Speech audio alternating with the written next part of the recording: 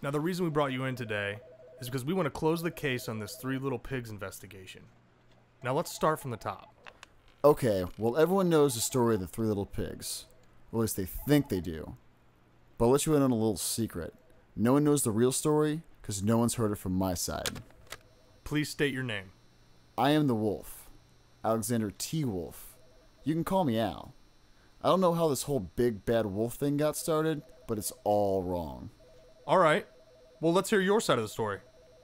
Maybe it's because of our diet. Hey, it's not my fault wolves eat cute little animals like bunnies, sheep, and pigs. It's just the way we are. Whoa, no. Let's just stick to the story, okay? I'm just saying, if cheeseburgers were cute, folks would probably think you were big and bad too. But like I was saying, the whole big bad wolf thing is wrong. The real story is about a sneeze and a cup of sugar.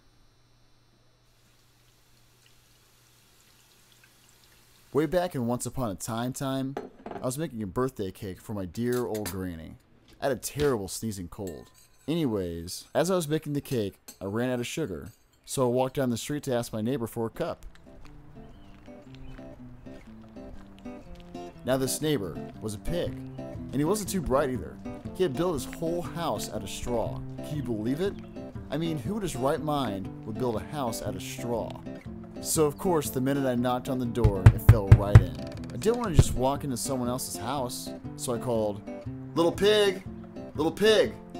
Are you in?" But there was no answer.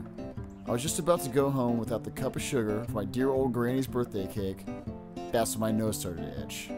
I felt a sneeze coming on. Well, I huffed, and I snuffed, and I sneezed a great sneeze. Achoo! The whole darn straw house fell down. And right in the middle of the pile of straw was the first little pig, dead as a doornail. He had been home the whole time. It seemed like a shame to leave a perfectly good ham dinner lying there in the straw, so I ate it up. Think of it as a big cheeseburger just lying there. Anyways, I was feeling a little bit better, but I still didn't have my cup of sugar. So I went to the next door neighbor's house. The neighbor was actually the first little pig's brother. He was a little smarter, but not much. He had built his house out of sticks, so I rang the doorbell, but nobody answered. "Mr. Pig! Mr. Pig! Are you in?" Go away, Wolf. You can't come in. I'm shaving the hairs on my chinny chin chin. I had just grabbed the doorknob when I felt another sneeze coming on. I huffed, and I snuffed, and I tried to cover my mouth, but I sneezed a great sneeze. Achoo! You are not gonna believe this, but the guy's house fell down just like his brother's. When the dust cleared, there was the second little pig, dead as a doornail. Wolf's honor. Now you know, food will spoil if you just leave it out in the open. So I did the only thing there was to do. I had dinner again. Think of it as a second helping. I was getting awfully full, but my cold was feeling a little better, and I still didn't have that cup of sugar for my dear old granny's birthday cake. So I went to the next house. This guy was the first and second little pig's brother. He must have been the brains of the family. He had built his house out of bricks. I knocked on the brick house. No answer. I called, "Mr. Pig! Mr. Pig!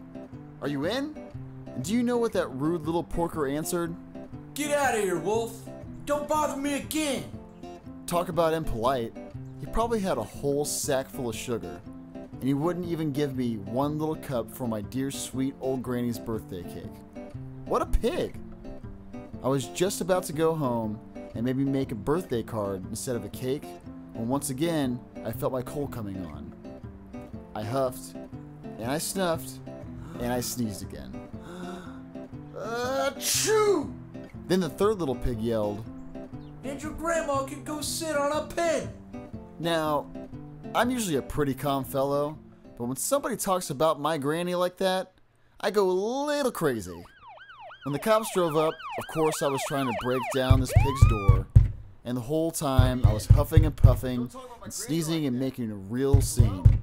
The rest, as they say, is history. The news reporters found out about the 2 pigs I had for dinner. They figured a sick guy going to borrow a cup of sugar didn't sound very exciting, so they jazzed up the story with all that huff and puff and blow your house down. And they made me the big bad wolf. That's it. That's the real story. I was framed. Well, that's quite the story you got there. Maybe you could loan me a cup of sugar. Tonight on Channel 10, a local wolf known only as the Big Bad Wolf attacked 3 little pigs, killing and eating 2 of them.